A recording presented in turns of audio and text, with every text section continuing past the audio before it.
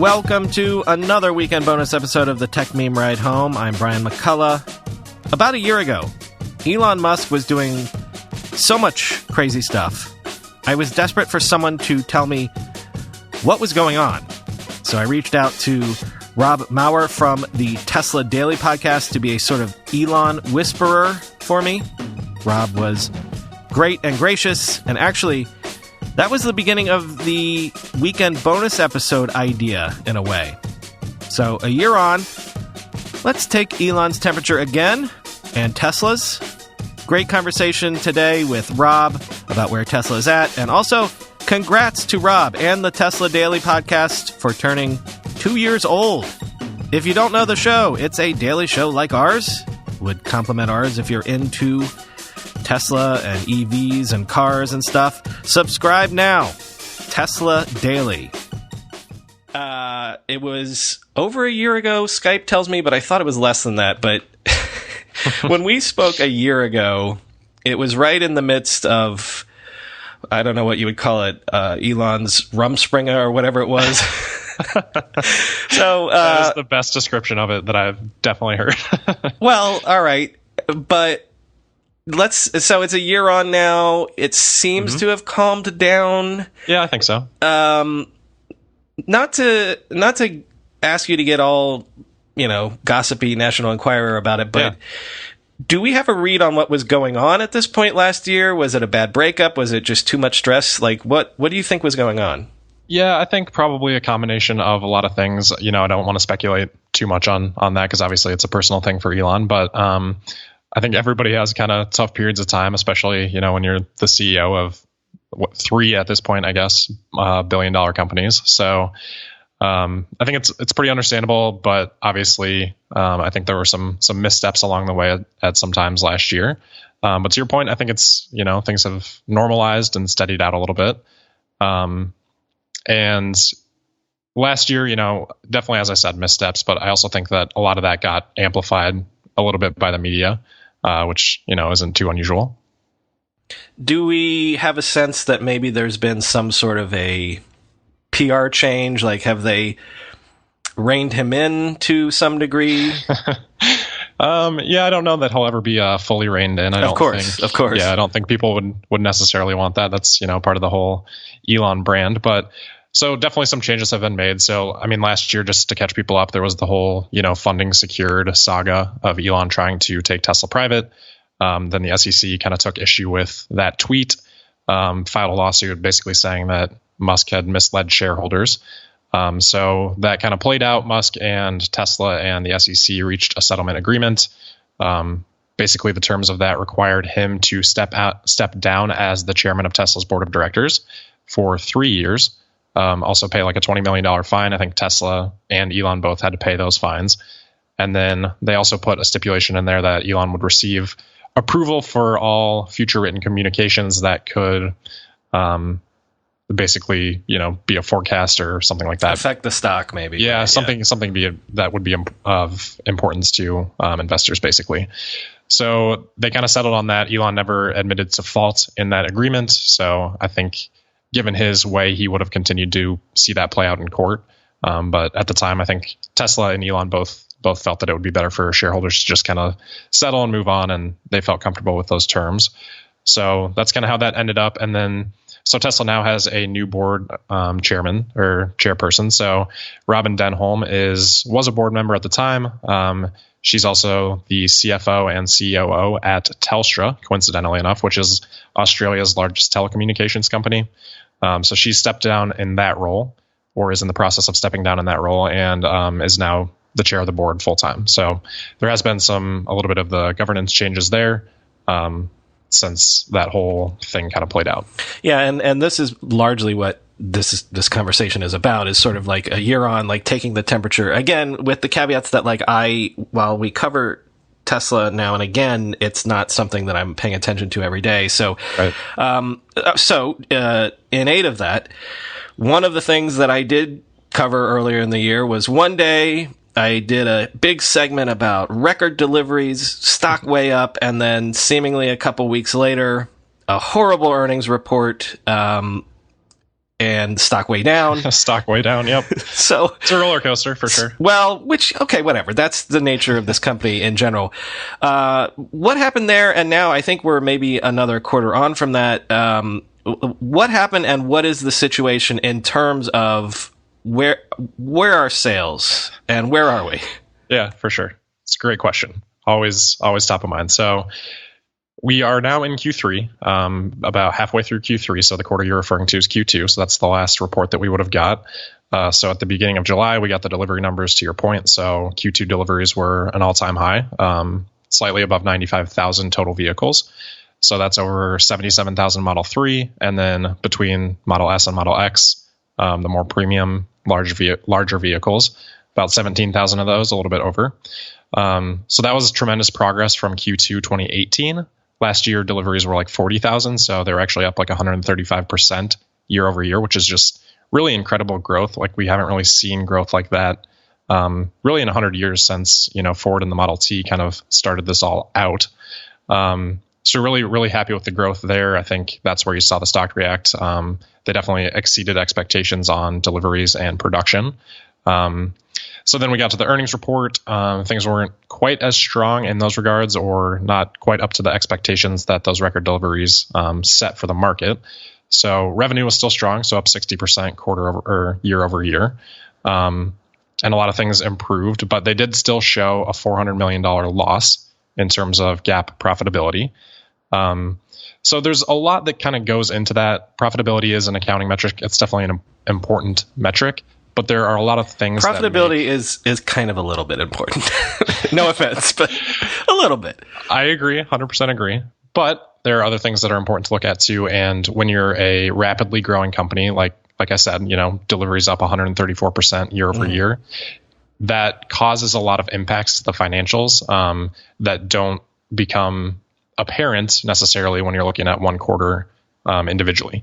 So I did a whole episode on this. If people want to dive into that a little bit more, it's the July 25th episode of Tesla Daily. It's called Why Wasn't Tesla Profitable? I just spend kind of 15 minutes going through all of the reasons that it is difficult to be profitable when you're growing that rapidly. So I can just kind of hit on the high notes here. Sure. So again, like a $400 million loss, a lot of that was from interest expenses. So I think, I don't have the numbers in front of me, but I think that was around $175 million or so. So if you think about that, Tesla could choose, if they wanted to further dilute shareholders, take on less debt and raise money more through equity than what they've done in the past. That would eliminate or reduce that interest expense, and then they would look more profitable. But that would be at the expense of shareholders, because shareholders would further be diluted then. So not the path that Tesla necessarily wants to take, though it would show better metrics. They also have significant depreciation expenses in terms of the profitability, because Tesla does a lot of straight line depreciation. Not everything. Some of it is units of production method, but some is straight line. And what that means is that as you produce more units with, the production equipment, things that you have, the depreciation per unit falls steeply as that production ramps up. So over time, as Tesla continues to increase production as rapidly as they have the equipment to do that, and they're depreciating it on, a smaller unit base. So as unit deliveries become increasing, the depreciation per unit is going to fall significantly. So like next year, if Tesla is up another 100%, they might have similar levels of depreciation to what they have now, but they might be able to, have, again, 50% more revenue, 50% more operating profit. So that's a big impact. And then they also had like a $115 million one-time charge. So when you kind of put all those things in perspective, there's definitely a clear path for Tesla to have been profitable if they were a slower growing company. And I think that's what gets lost a lot of times when people are critical of Tesla's profitability. Some things are fair, but a lot of people aren't really thinking about how difficult it is actually to achieve an accounting profit when you're kind of in those fast growing circumstances. You mentioned the choice of an equity raise versus a debt raise, because that was also a concern around this time last year. Like, do they have a cash runway? And am I right? They did successfully do a debt raise. They did. So in Q2, they raised about 2.4 billion, 2.2 billion after all the fees and things. So that was kind of split between equity and debt. They did about 800 million of that in equity, and then about 1.4 billion in debt. So kind of a mix, but yeah, they did raise capital. So they're right now sitting on around $5 billion in cash on hand, which is an all-time high for them. So that's great. And the other thing I would say just on the earnings, Tesla over the last 12 months has actually been free cash flow positive. And that's, profitability is important, but free cash flow is definitely one of the main metrics to look at too, because as long as Tesla can be free cash flow positive, then they don't necessarily have to go back to the markets because they can sustain, they have the cash there to continue growing. Right. So, tell Jeff Bezos about cash flow. Right, exactly. And that's a great comparison because Amazon, for a long time kind of operated at that, free cash flow neutral, free cash flow slightly positive level. And then they continued to just reinvest in, the massive growth that they were seeing over time. And Amazon's profitability, like they had many quarters, many years of slightly negative profitability. And then, over time, as they achieved scale, those things balanced out and they started to show profit. So that's really the long-term path for Tesla. Tesla's profitability has been worse, but at the same time, Tesla has grown much more quickly than Amazon has. I think I looked at this a while ago. If you compare like the amount of time that it took Amazon to go from $200 million in revenue to about $20 billion in revenue, it took Amazon like 9 years. Tesla was able to do that in about 5. So they're growing almost twice as quickly as Amazon at this stage in their respective lives. So when you do that, that's going to, again, put a lot of pressure on profitability. And I think a lot of Tesla investors are okay with that because, Tesla's mission is to advance the acceleration of sustainable energy. And the best way to do that is to invest in growing as quickly as possible. It's not to sit there and say like, okay, we could grow faster, but that would cause some more pressure on profitability.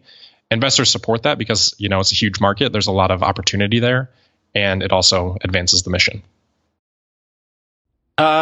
All right. So they're not going to run out of money, at least in the near term. In my view, no. And so, on that point too. Go so ahead. they actually just got an upgrade from Moody's on. I heard one that of their on your aspects podcast. of debt. Yeah.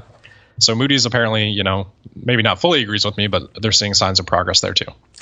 All right. Well, then one of the other things, from the beginning, the whole like master plan from Elon was the Model 3 being this mass market vehicle. Model 3 is out. There were production issues about being able to meet demand and things like that. At this point, is it working out to plan? Is the Model 3 doing what people were hoping it would always do? Yeah, I think so. I think it's kind of mixed, but in terms of the Model 3 as a product, by all accounts, it's been phenomenally well received. It's actually the best-selling car by revenue in the United States, which I think is underappreciated. A lot of times things get mired in Tesla's own internal targets that they communicate very openly with investors. So Tesla always sets super aggressive targets. A lot of times they end up unfortunately missing those targets, and then that kind of spins the narrative of Tesla not being successful. But then if you back away and you look at the things like the growth that they've seen over time and just reviews of the product and how much demand there really is, all of those things are incredibly strong. But at this point, 2 years ago, Tesla was communicating that they expected Model 3 production at this point to be, 10,000 units per week. And at this point, we're, sitting somewhere in between around 6,000 or 7,000 per week. So from that perspective, Tesla's missed their targets, and, that can cause a negative narrative and cause investors to not be as happy as maybe they possibly could have been had they achieved those. So it's kind of a tale of two stories. I mean, there are a lot of reasons that go into that. One was Tesla kind of revisiting sort of their automation strategies. Some of that proved to be a little bit not quite as cost effective as they had anticipated. And then the other big thing is, I think, just with the whole macro environment, Tesla's sort of revised their strategy in terms of location of production. So originally, Tesla produces all their vehicles right now from Fremont, California. so really isolated to the United States. And originally they had, targeted to get that 10,000 per week Model 3 production out of Fremont. But I think with the whole macro environment and kind of like all of the trade war uncertainty that we're seeing, Tesla has wisely adjusted those plans, and now they've scaled back their targets a little bit from Fremont and have made the decision to invest in their third Gigafactory, actually. So Gigafactory Shanghai, which is where they plan to produce batteries and vehicles directly in China. So they've made really tremendous progress on that. In less than a year, they expect to go from breaking ground to actually having production from that building, which is just incredibly quick. Like, that's unprecedented. So they expect to get that production at Gigafactory 3 Shanghai for Model 3 to be up to around 3,000 per week. Sometime, they're targeting kind of like the end of the year, but a realistic estimate would be probably sometime midpoint of next year. So I'm going to break in here because this is very timely. To what degree is the whole trade war thing with China going to affect them? Because that's another thing that I remember from last year was that, like, sales in China might fall off a cliff and things like that. So is that an issue for Tesla going forward? I think it would be if Tesla had gone forward with trying to maximize production out of Fremont and hadn't made as good of production progress in terms of the Gigafactory 3 Shanghai. So in essence, the Shanghai factory is producing cars for the Chinese market. Exactly. Which is, timing, couldn't really be better. So they should have that production up and running. And then once they do, that'll get them to, the 10,000 unit target. It'll just be a little bit split from kind of their original plan. So I think wisely they adjusted those plans, and that's caused things to be slightly delayed. But in terms of the actual progress they've made, it's really incredible. And the other thing too is China has been extremely supportive. It would be extremely difficult to make the progress that Tesla has in the amount of time that they have in China without support from the government. And the government has been very supportive. They actually have allowed Tesla to be the first automaker to have a 100% wholly owned operation in China. Normally, they require automakers to come in and do a joint venture, 50-50 split, with a Chinese company. So because China feels the need for electric vehicles and to, make progress on their emissions and things like that, which are really bad in some cases in China, they've been extremely supportive of Tesla and offered them a lot of benefits because of that. All right, one more thing, because we are time constrained, but I want to make sure to squeeze this in. Yeah. The whole, because I remember doing a segment on this as well this year. You're going to be able to rent out your Tesla as an autonomous taxi, and so you'd be an idiot to buy any other car because you can actually make money off this if you buy it. Like it'll be remunerative. I can never say that word. It'll make you money. And other people, even people that I've interviewed on this show that are in self-driving, I'm kind of skeptical of all self-driving tech, but they seem to be especially skeptical of Tesla's version of it. And we could get into the whole LiDAR versus whatever. Mm-hmm. What do you think? Like, would I be able to rent out my Tesla a year or two from now? Or is this just one of those typical Elon things where it's probably true, but it's maybe not true on the timeline that he is promoting? Yes, I definitely fall in kind of that last camp there. Like, I don't think the progress will happen as quickly as Elon is expecting it to. I think we've already seen some of that happen over the last year or so in terms of like slight delays here and there. So I do think Tesla has a great strategy. I think they're the only ones with the fleet out there collecting the data that's going to be needed to for sure create a robust full self-driving system. And that's where their strategy has really deviated from other companies. And I think they're uniquely positioned. But at the same time, I think progress is going to, continue to take a while. Elon says, robotaxis are going to be a thing kind of in 2020. That's not my expectation. Certainly I'm not an expert there. Elon would have way better insight to that, but just based on how things have progressed, I think it will happen at some point. When is a huge question mark to everybody. But my own personal expectation, I don't know, maybe like 3 years. But I think as we progress, like the feature set continues to become more and more robust, and features continue to get added over time, and the value proposition of those features to customers continues to improve. And as all those things happen, that's going to continue to benefit Tesla's profitability and market share and things like that. Because again, I think they are leading on that path, and definitely the only ones really offering any value from full self-driving sort of features today. There are a couple others out there, but largely it's Tesla. Right, because again, if Elon's right about this, the idea would be you wouldn't have to do anything. It would just be a software update, and then you would just flip a switch, and the car that you already have could do this. It's not a matter of, come back into the shop, add on this, $15,000 doohickey, and then, like, in theory, it is just the car you have could already be upgraded to do this. Yeah.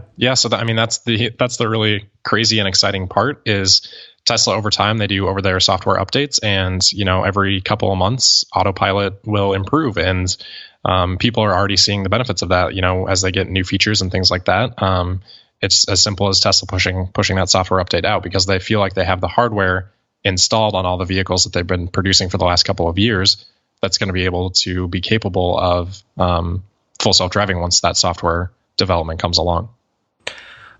Finally, Rob, in prep for this, I was listening to most recent episodes. You just celebrated 2 years of the Tesla Daily podcast, and what was it, 400 episodes? Yeah, 2 years and 400 episodes also happened on the same episode, which was a nice coincidence. Yeah, that's awesome. Well, listen, congratulations as someone that does this every day as well. That's an amazing feat. And I've said before, there's one podcast that I go to for catching me up in the crypto space, and one podcast to catch me up on the Tesla space, and Tesla Daily is that. Thank you. I appreciate that a lot. I think it's a fantastic show, and long may it last. Congratulations. Yeah, let's hope so. Thanks.